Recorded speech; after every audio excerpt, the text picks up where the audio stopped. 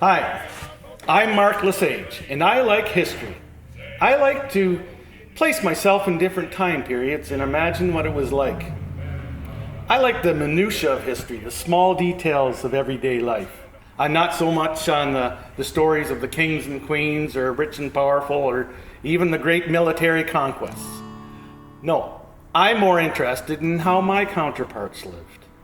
What was their life like? What were their struggles? What was important to them?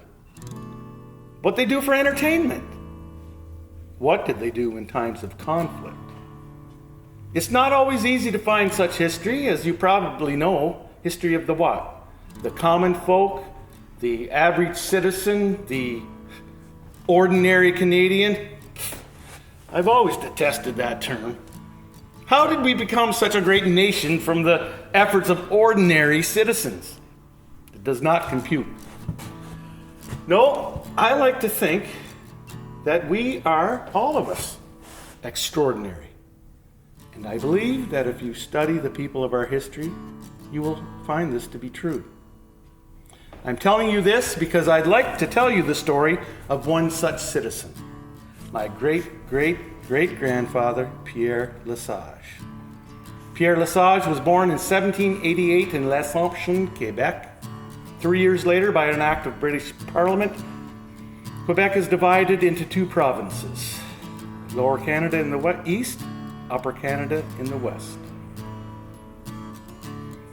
We skip ahead to 1820, when Pierre marries Thérèse Chaput in Desprez de Montcalm, Lower Canada. We can speculate that they moved to Upper Canada shortly after that. In 1830, their son, my great-great-grandfather, Michel, is born. In February of 1838, after 5 children, Thérèse is pregnant with the 6th, when Pierre, along with 8 others, are arrested by the authorities in Belleville and charged with treason. They were taken to the prison block of Fort Henry in Kingston, where they awaited their trial in July. They were fortunate to secure the services of a young lawyer by the name of John A. MacDonald. So, I wondered about this story. Who was this guy? My ancestor. Were the charges against him true? Was he a revolutionary of the Upper Canadian conflicts of 1837 to 1839? A follower of William Lyon Mackenzie, the rebel leader who eventually advocated for complete separation from the colonial masters? And if so, it makes me wonder what happened. What does it take for a man to decide it's time to take up arms against the civil authorities, against fellow Canadians? Or was he just a political reformer and, like many others, was unjustly accused of treason simply because he had reformist sympathies? Well, where to begin? Well, I began by going to the cemetery at St. Edmunds. St. Edmunds is the site of the first Roman Catholic Church in the township of Hungerford. But I could not find what I was looking for, Pierre's headstone, but I did find the headstone of his wife, Thérèse, and their son, Michel, my great-great-grandfather. And even though the resting place of Pierre remains a mystery, I found that I was bold enough to address him, to speak to him in a prayer, to ask for his help. This is the story of his response. I'd like you all to join me now. I'd like us all to be a part of this story. You see, I believe that since we become a secular society, we've denied ourselves the benefits of ritual or the opportunity to communicate with powers greater than ourselves, or simply to connect with mystery, or maybe even to discover and participate in different realities. And so, I'd like you to join me It's a part of my tradition to make the sign of the cross, and so we set aside this time and place as being special. All I ask of you is to breathe deeply and believe.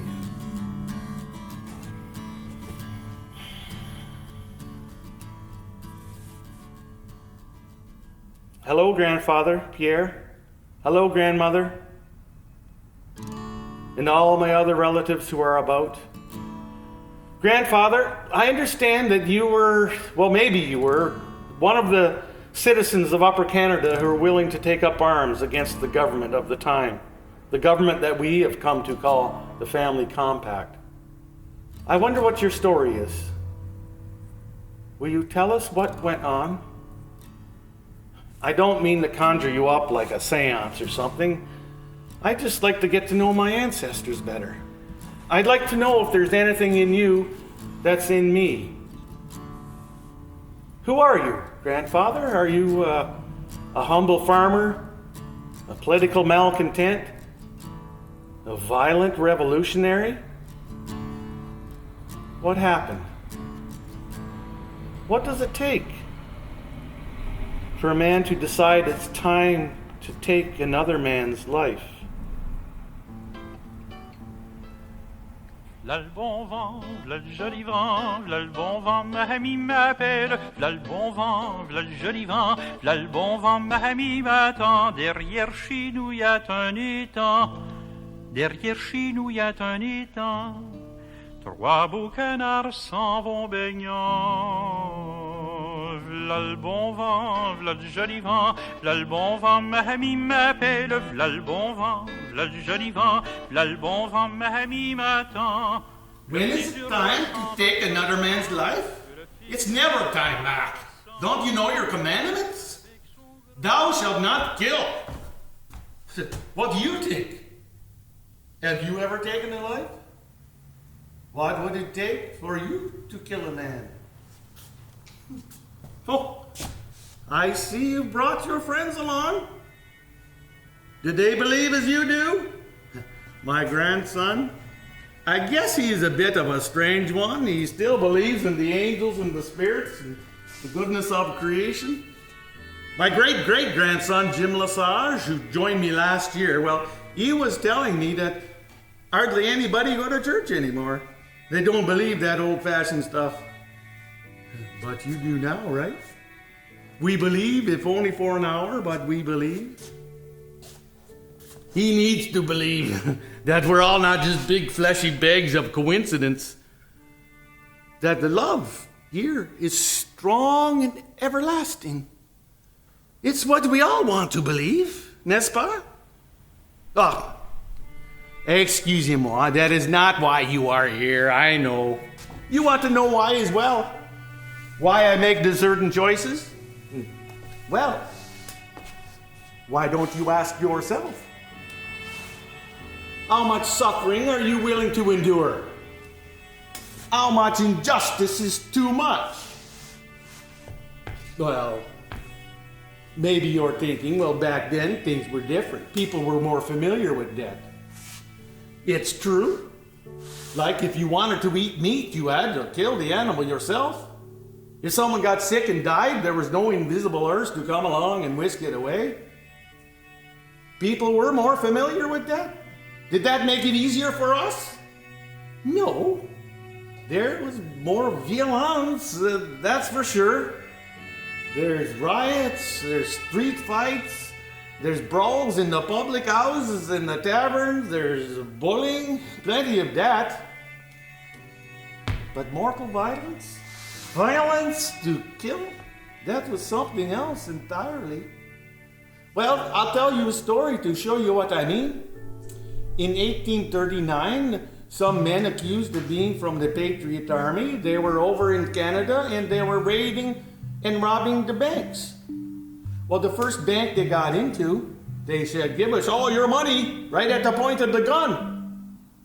Well, what happened was the wife of the banker came in and she takes the money and she stuffs it down the front of her dress.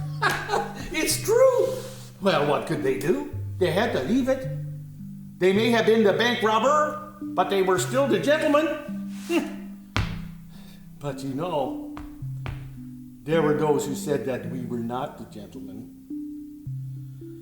that we were just the dumb farmers who should feel privileged to work for the educated elite. The gentlefolk, they were the ones who thought they were the new aristocracy of this land. I'll tell you what it was like back in the days. The Lesage family had already been in Quebec for 100 years. We were given a plot of land off the St. Lawrence River like everybody else. But after 100 years, you know, it gets divided many times until it got to me. I did not want to be like my neighbor, LaFontaine's. Well, one night, there's this guy making fun of my best friend, Chris LaFontaine. He says, "Hey, Chris, why don't you buy a billiard table and put it on your land if it is big enough?" Ha ha! Well, what could I do? I had to punch that guy in the head.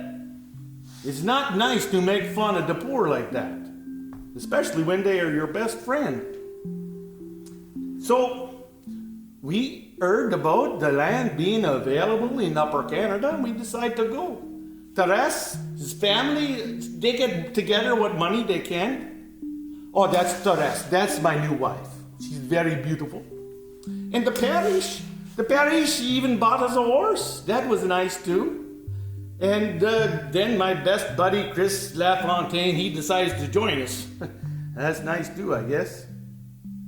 So, we are looking at a map of Upper Canada, and voici, there is a town with a French name, Belleville. Yeah, that's right. No one told me that it was actually named after the English governor's wife, Bella.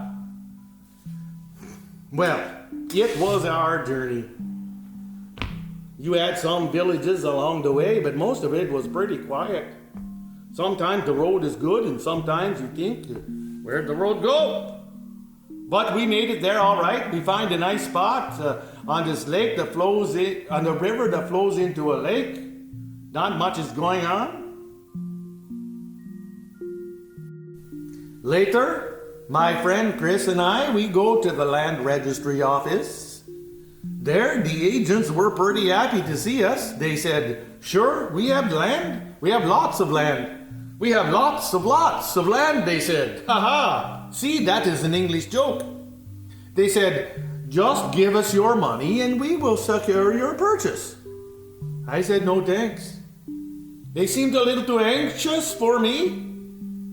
And I thought I could smell the liquor on their breath. But Chris, he thinks he's got a new English buddy now, and he gives him all his money.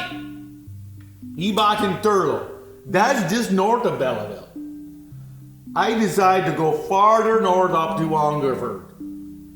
I want to get away from all this political stuff. That's right. People are starting to grumble, and I soon learned why. Things are slow, getting slower. People like me are arriving, but even faster are the people leaving. They're hearing about what's happening in the States that is growing like crazy. They say everybody's getting rich there, it grows so fast.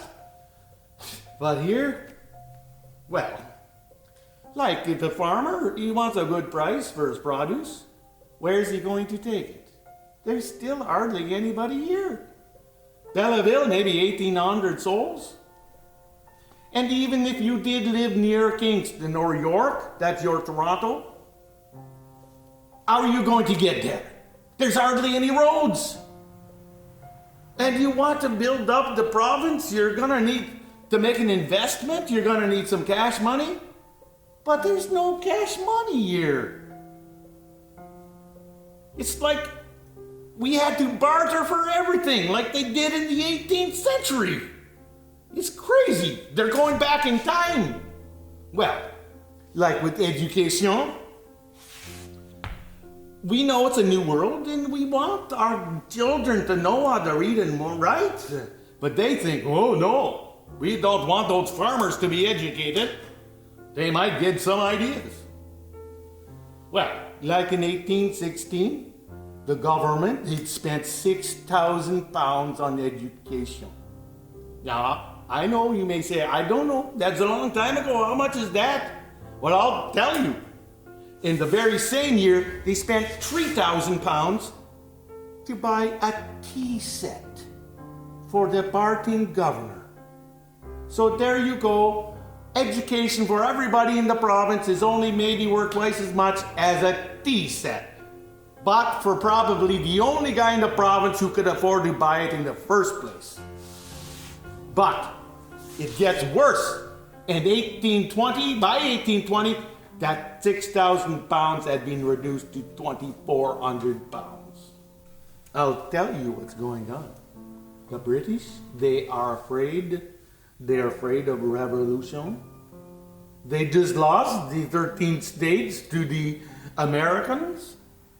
Then there was revolution in France. It's like there's revolution all over the place.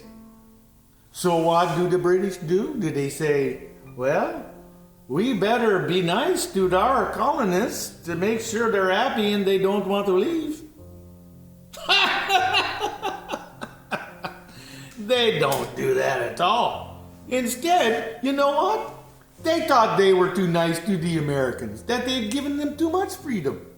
So they say, we're going to make this place just like a little England, with the English church having all the free land, and the English nobility will appoint a new nobility for Canada. Well, sure, the Constitution Act gave us an elected assembly, but it has no power.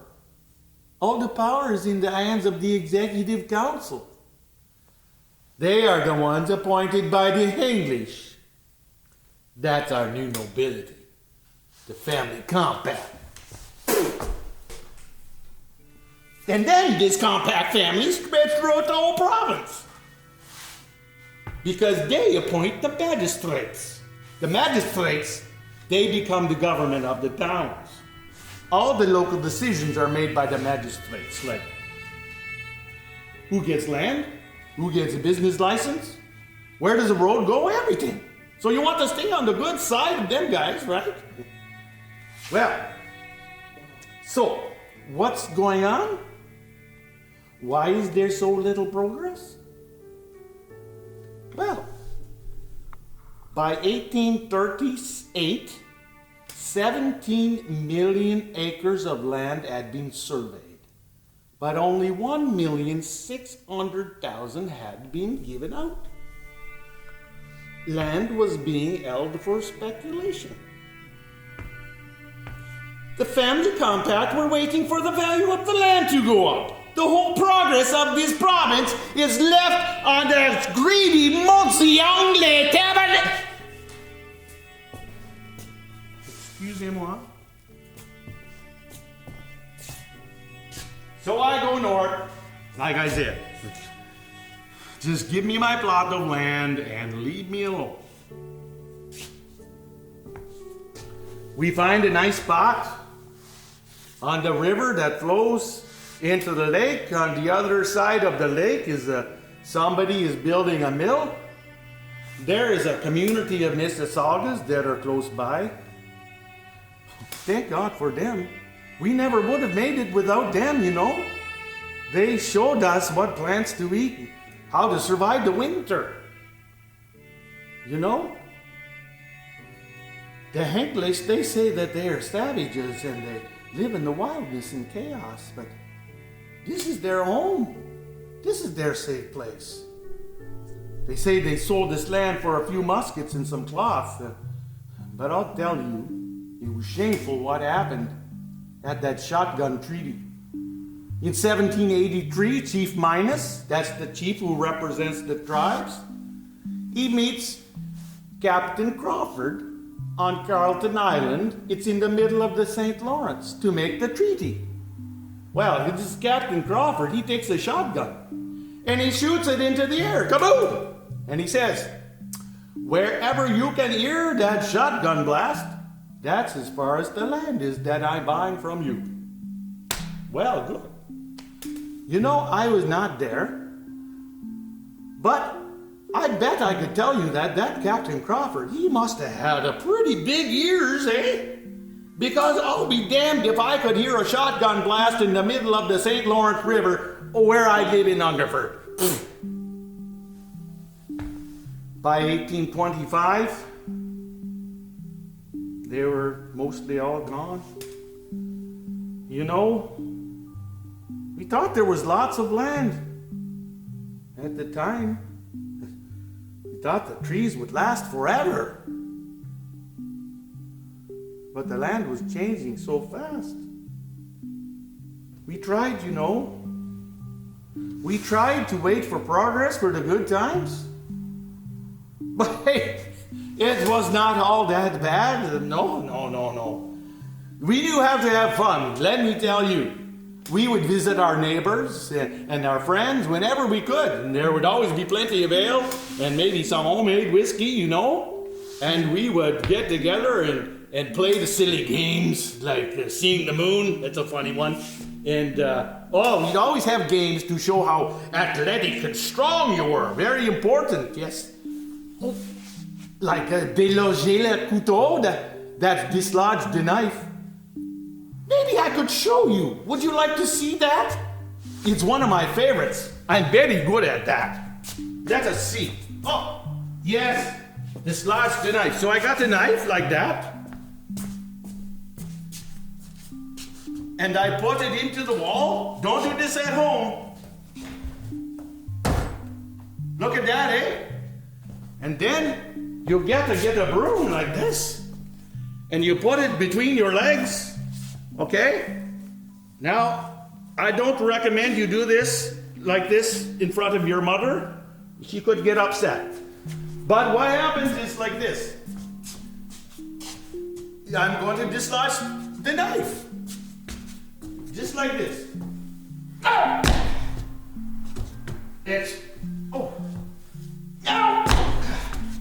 I don't understand. I could do it when I was alive. I don't know. I know it's you guys with metric. That's the problem. Anyway, we play the silly games. And of course, we have the music. You have to have the good French Canadian music. Maybe I could sing one for you.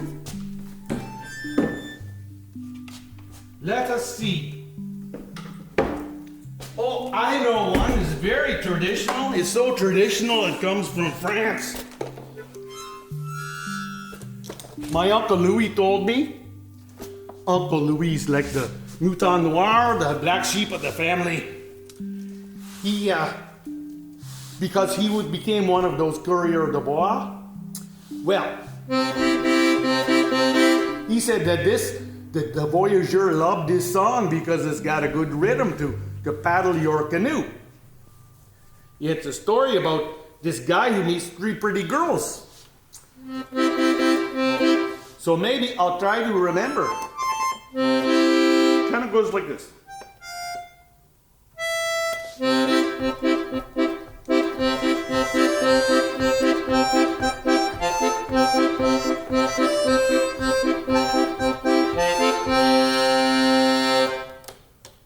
Let's get a little more volume.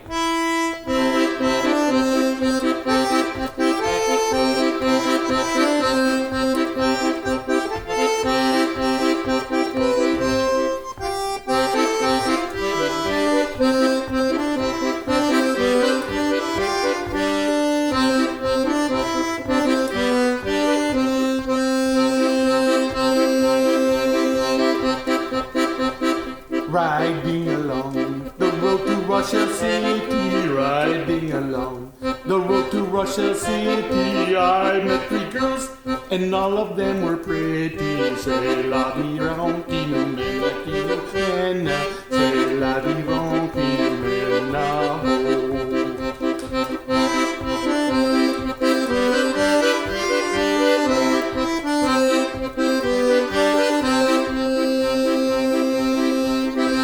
By chance I chose the one who was the beauty. By chance I chose the one who was the beauty. Lifted her up so she could ride beside me. Say la di ron, qui nous mène, say la di ron, qui nous mène, oh.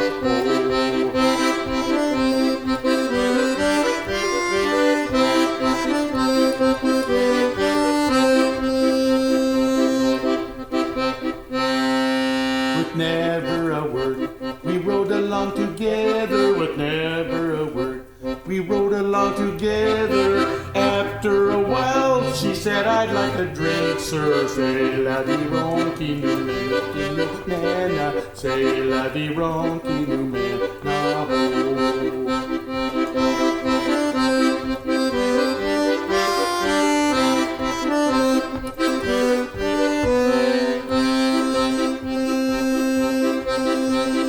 After a while she said, I'd like a drink, sir. After a while she said, I'd like a drink, sir. Say la di ron, qui nous mène, say la di ron, qui nous mène,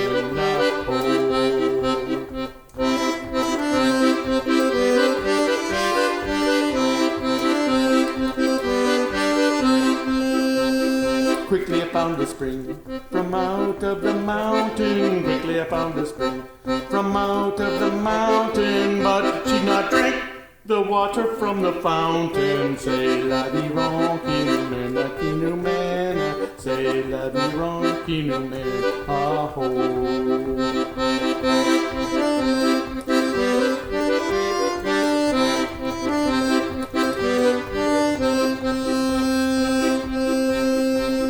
Often we went to find her home and father. Often we went to find her home and father. When we got there, she drank but not of water. Say la di ron, qui nous mène, say la di ron, qui nous mène, oh.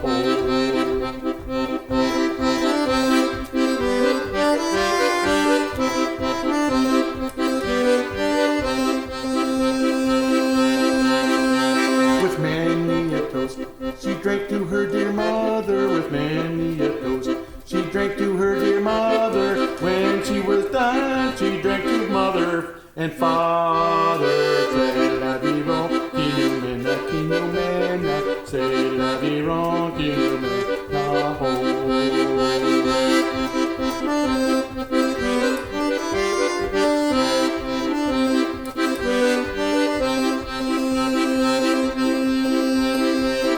She had drunk to sister and to brother. When she had drunk to sister and to brother, turning to me, she toasted her own lover. Say la di ron, qui nous mène, say la di ron, qui nous mène, oh.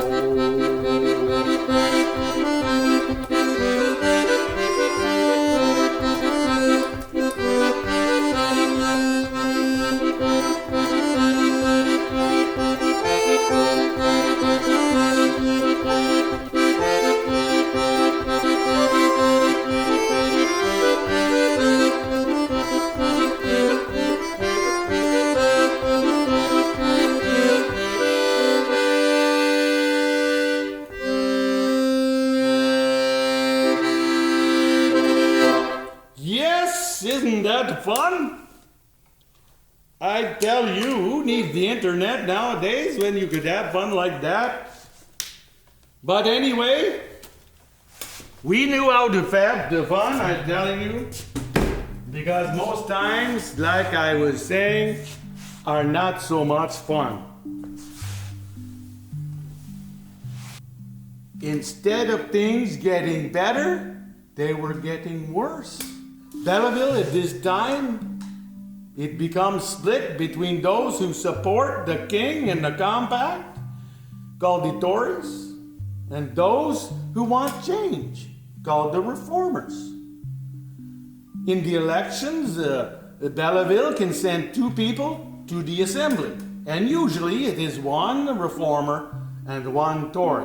You see, people are starting to hear about what the family compact are doing to get in power and get rich, like with Robert Gourley Robert Gordy is a Scottish immigrant. He arrives in 1817. He is what you would call a real self-starter, you know. He say he's got lots of friends in Scotland who want to come and settle, so can he get a piece of land for them? Well, you'd think that a family compact is gonna like this guy. Here he is, bringing over good British citizens, all hard workers, a whole settlement. So, he's holding meetings. He wants to find out what the land and the people are like. He wants to know what he can do to help, so he asks everybody, what can we do to make this a better place? Everybody's saying, well, here we go, things are gonna change now. But no, nobody told him to get permission from the Grand Fromage, Bishop John Strong, leader of the family compact. When Strong finds out, he has him arrested 2 times. He's released, he's done nothing wrong. But then Strong sends out his spies to keep an eye on him. Well, he arrests him the 3rd time anyway, but this time, he puts him in solitary confinement for 8 months. 8 months he's let out for the trial. You can imagine what sort of shape he is in. He cannot defend himself. Well, it ends up he's exiled for life, never to return upon penalty of death. You know what? According to the old British-owned laws, that sentence was illegal. That tells you what sort of people we're up against. A man of God treating a citizen like that? You know, I know it's going to be an endless world. I'm okay with that. But I don't like it that it's going to be an unjust world. But what happened with Gorley, that was just the start. In the 1830s, well, the Irish start to arrive. You think, again, the family compact and everybody's gonna go, yay, yippee, more settlers. But no, I guess they were a little too Catholic for some. You see, the Tories don't like the Catholics because they say that the only king that we will obey is the Pope. Well, you know what? The Tories did get a gift from Ireland too. The Orange Lodge. They are the ones who in Ireland, they say, oh, yay the king, and boo the Catholics. Well, they get over here in Upper Canada, and it's like, yay the king and the family compact, and boo anybody who don't support them, and especially boo the Catholics. They're the rabble-rousers who use violence to get what they want. They arrive in Upper Canada in the 1830s. By 1837, they are all through the province. Even here in Hungerford, my neighbor MacDonald joined. I said, hey, MacDonald, why'd you join? He said, well, don't worry, Peter. It's only an excuse for the old geezers to get together and get drunk. I said, well, why'd you join then? He said, well, I did not want to be mistaken for a reformist sympathizer, now did I? It's easy for you, Peter. You're a Catholic. You don't have any choice. There was an election in 1836, and there was lots of violence. Many people were afraid to vote because of the Orange ruffians. Now, you may say, where were the police? Were there no charges laid? There were plenty of charges, all against the reformers, but not against them orange guys. Everybody know that they just do whatever Murney tells them. Murney, that's the magistrate. It's also the guy who won that election. Edmund Murney, son of a rich British sea captain, Ever since he was appointed magistrate, he thinks he is the Prince of Belleville. The sheriff? That is John Moody. You may have heard of his wife, Susanna. Well, the sheriff, John Moody, he tried to do something about it. He said that we need to have an investigation into all this violence and funny stuff going on. Well, he just made an enemy of Murney now, didn't he? And remember when I tell you that Murney controls everything in the town, which includes how a sheriff gets paid? So you can bet he made life difficult for the sheriff Moody and his good wife. On top of all this, we had a bad crop in 1836. Without income, many farmers, they lost their land. There was no relief. But you can bet the magistrates and the family compact were living high in the hog. Well, I hope you see what's happening now. Many people were very unhappy. Some were so unhappy that they were willing to fight to make the change. Like that firecracker, Billy Mackenzie. Well, we heard about that revolution of William Lyon Mackenzie on December 7th, 1837. You want to hear more? You want to go into Belleville to find out what's going on, but you don't want to get stopped. It's kind of a dangerous time to be a reformer, you know? Even a Catholic. You may think I'm exaggerating. Well, how about John O'Carroll then? John O'Carroll is an Irish immigrant who comes in 1834. He's a family man. He opens a business, a public house, like a tavern. He's working with his fellow Catholics to find money to build a church. It's what will become St. Michael's in Belleville. Well, he's writing letters looking for support. But you know what? The Tories and the Orange guys, they see the letters being written and they say, aha! He's writing letters to get support for the rebels. And then it started. His business is vandalized. His family is terrorized. He went to the authorities, of course, but nothing was done. You see, the very people who were supposed to be protecting him were the ones doing the damage. Eventually, he goes bankrupt. He's even put in prison for 8 months. Ugh. You see, what could a guy do if he wanted change? We had to defend ourselves. We were just fighting back. We were just fighting back.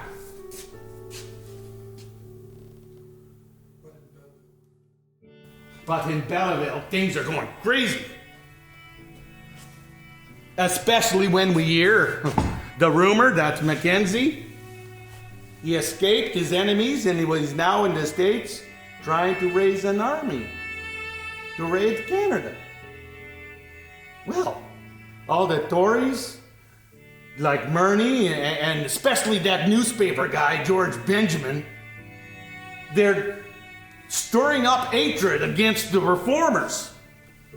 They're saying, let's get some soldiers and some ammunition from Fort Henry. So now there's traffic going back and forth, and everybody's jumpy. Everybody's looking to get into a fight. In Belleville, there's crazy talk. It's like, Mackenzie's going to come and get his revenge. He's going to rape and pillage. The Patriot Army is going to slaughter us all in our state. They're like the wild animals without the law and order of the king. Ugh.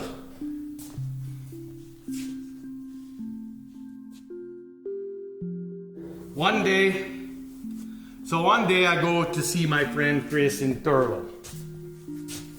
I say, hey Chris, maybe we go into Belleville together, it'd be safer. But you know what? What a story he had for me. it seems that Ogle Gowan, that's the leader of the Orange Lodge, well, Ogle Gowan had a meeting with our bishop, Bishop MacDonald, and they got along like brothers.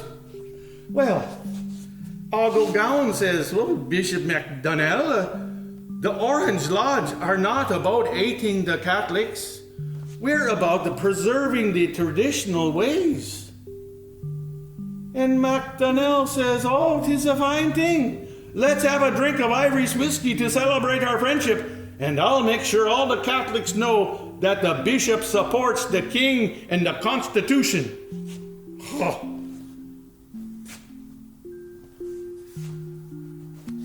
Thanks, Bishop. So now, we got the Tories and the Family Compact fighting and lying about the reformers. We got the Orange Lodge fighting the reformers and the Catholics. Well, the Irish Protestant fighting the Irish Catholics. The Irish Catholics? Well, yeah, okay. They'll fight anybody.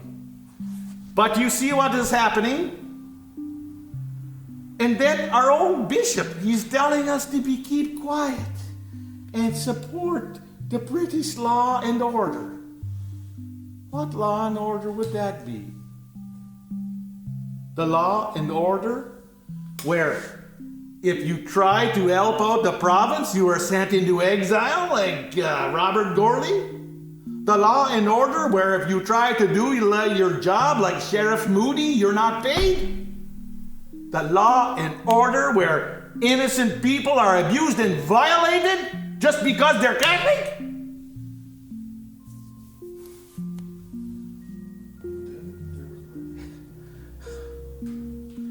And then there was Murney. No, I mean there was Murney right there in Chris's cabin. We are talking. We hear the knock on the door. And there's Murney comes in like he owns the place. He's got his orange militiaman by his side, sporting a brand new musket from the Kingston Armories. He says, Mr. LaFontaine, I must advise you that this land that you are living on has been assigned to Colonel B.R. Whitehead, retired colonel of His Majesty's 5th Regiment. The Crown has generously granted you 3 weeks to vacate these premises, or you will be charged with trespassing. Well, Chris and I, we can't believe what we are hearing. Chris tries to be reasonable. He says, but Mr. Murney, sir, I made a big deposit on this land. Your agent there said that my deposit was secure. What do you think Murney said? He treated Chris like he's the liar and he's making the bribe. He said, well, I will investigate this so-called deposit, but I must warn you that making an offer of money to an officer of the Crown is considered a serious offense. Well, I'm sorry. But that is when I lose my temper. I said, what kind of a man are you? How can you claim to represent the law when you treat a citizen like that?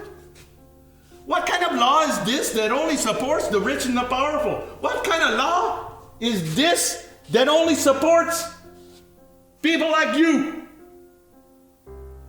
What kind of man are you? Chris and I, we built this place and cleared this land by the sweat of our brow. And I'll be damned if some fancy pants English colonel is going to enjoy the benefits of our neighbor. Well, you know what he said to me? He said, where do you get the idea you could talk to me about justice? You, who can barely speak the king's English, and whose only authority is the Pope. Well, I'll show you I know about justice? Toi, fils de diable!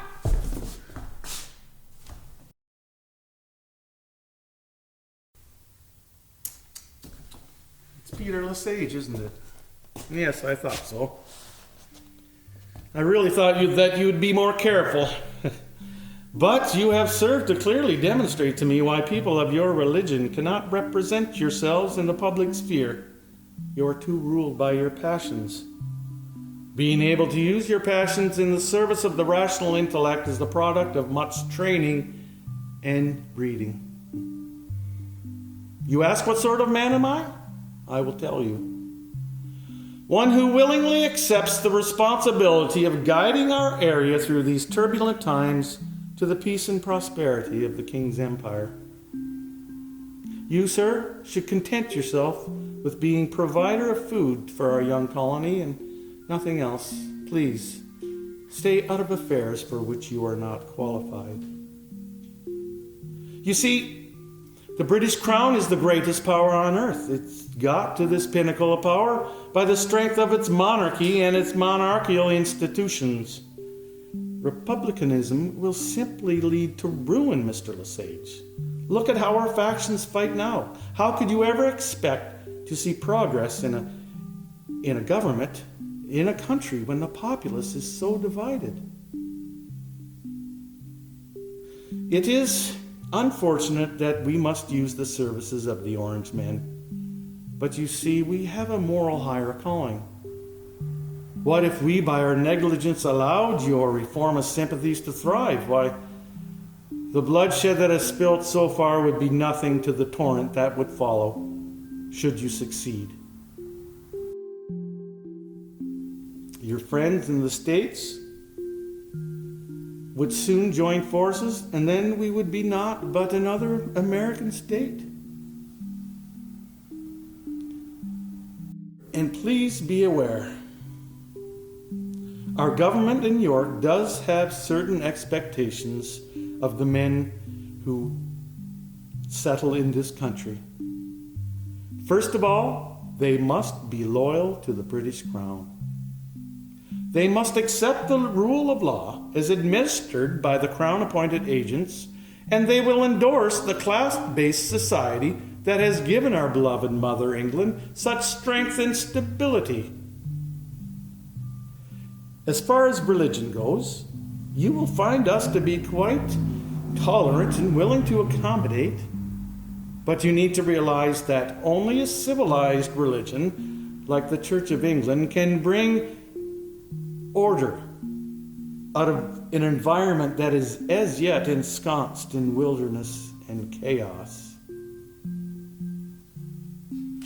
Now, Mr. LaFontaine, I must advise you that land assignations can only be approved and finalized by myself. The Deputy Registrar cannot make those arrangements. You may apply for another piece of land, but I must advise you that there are already a great number of applicants, and we must scrutinize every one.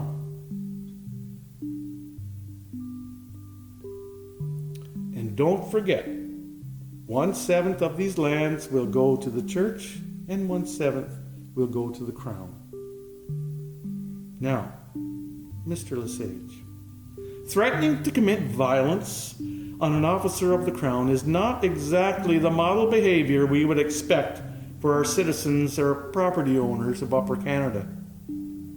Consider yourself fortunate that I have not the time nor the inclination to make an arrest now. Simply vacate this area within 3 weeks, or charges will be laid. Oh, and one more thing, Mr. LaFontaine. Do not try to dismantle your shack and take it with you. These logs, after all, are also the property of Colonel Whitehead.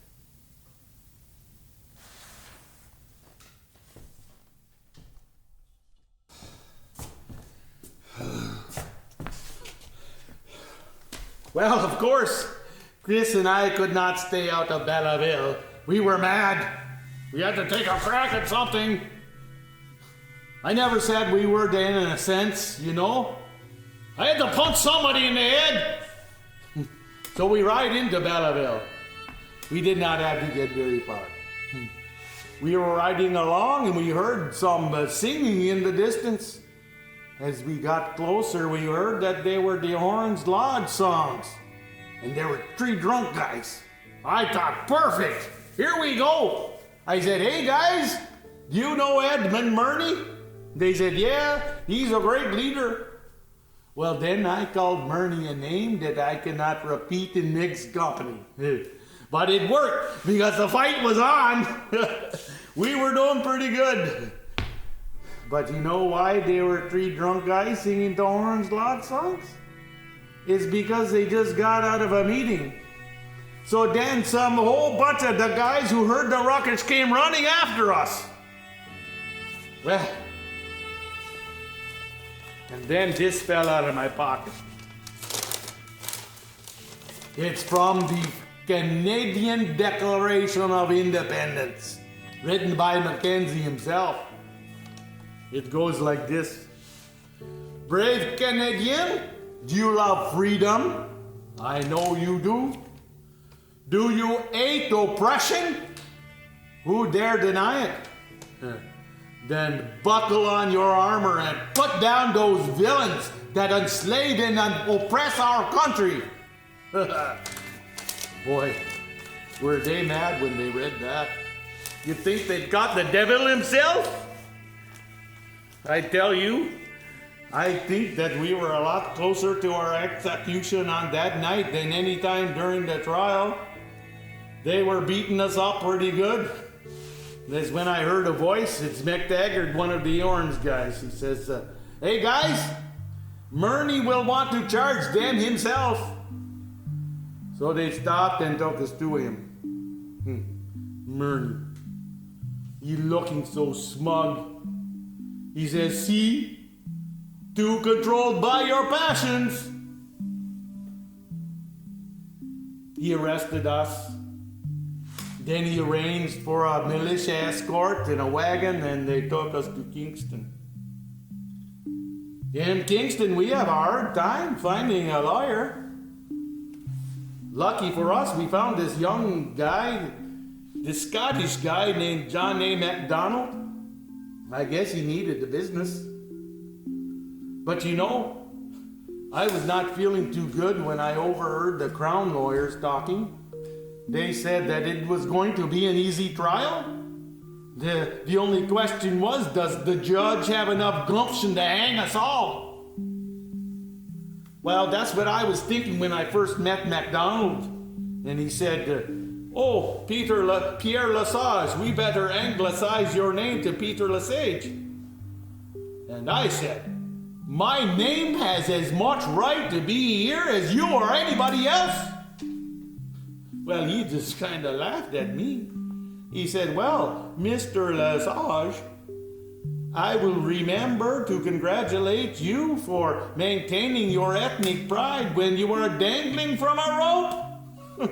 Need I remind you that you are charged with treason, and right now the odds are not in your favor. Fine, I'm Pierre Lesage then.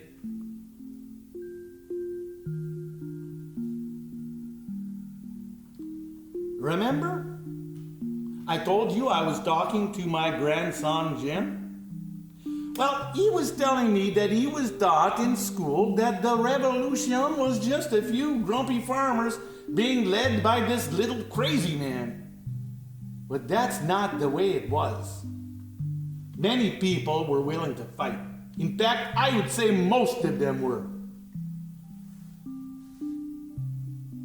There were over 80 charges of treason in our area alone. Many people had their properties confiscated.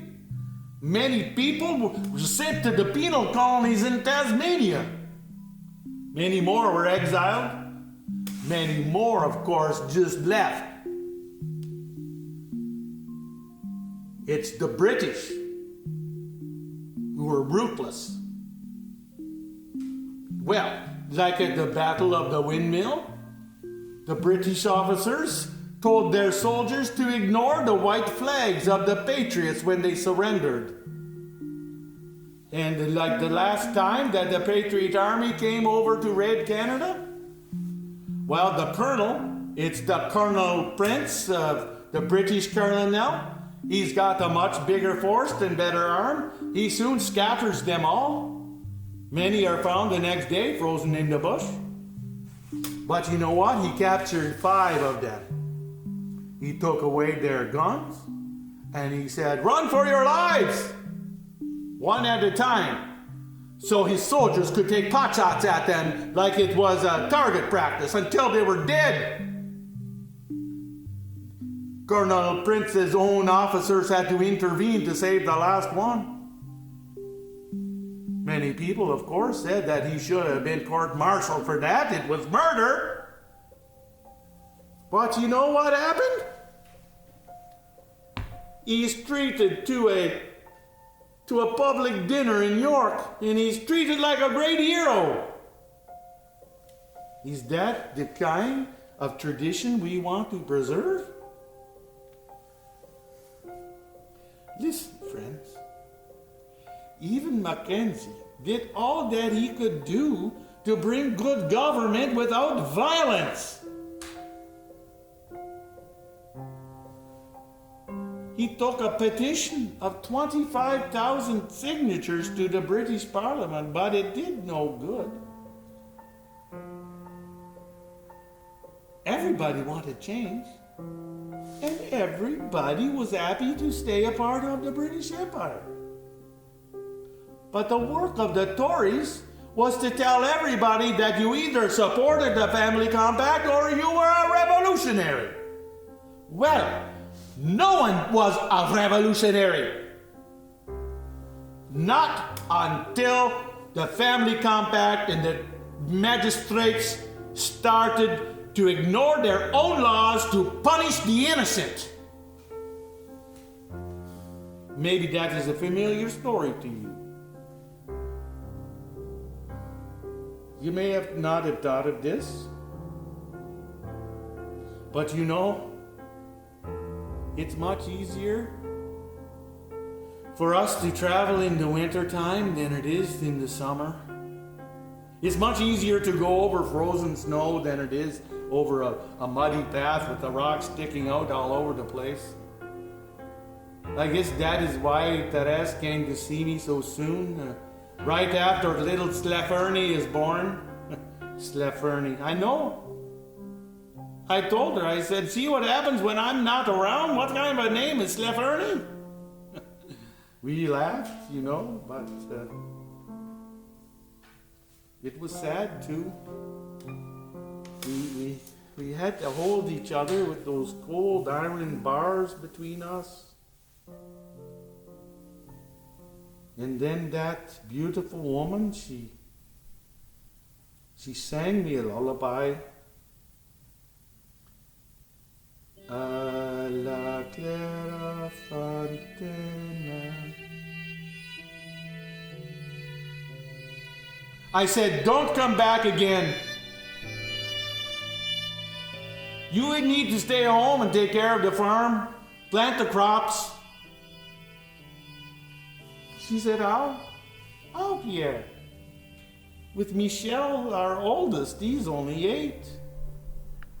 How am I going to even keep food in their mouths? I said, don't worry, they have no evidence against me. She said, even if you are set free, Pierre, how are we going to keep our land? How are we going to plant the crops so we have something at harvest time to sell? What could we do but hope and pray? At the trial, MacDonald soon showed everybody that you cannot convict a man to death simply by rumor. I think the Crown witnesses got a little embarrassed to find out that their words did not mean so much. So by the time it got to me, I was the last one. There were no witnesses left.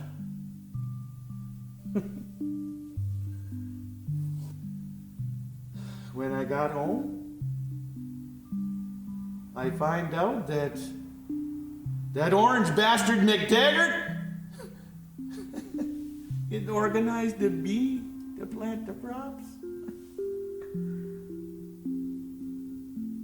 We became good friends. Oh, except on the Thursday nights when he has his lodge meeting, of course. Well, I think my time is up here. Thank you for listening to me and for humoring my grandson. Come visit me. Come visit your own relatives in the cemetery. What stories will you learn? Bonsoir, mon ami.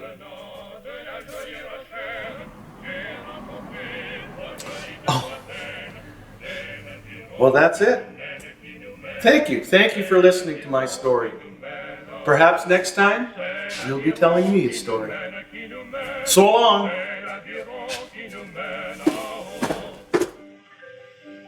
J'ai point choisi, mais j'ai pris la plus belle. J'ai point choisi, mais j'ai pris la plus belle. Je l'ai pris monter derrière moi sur ma selle.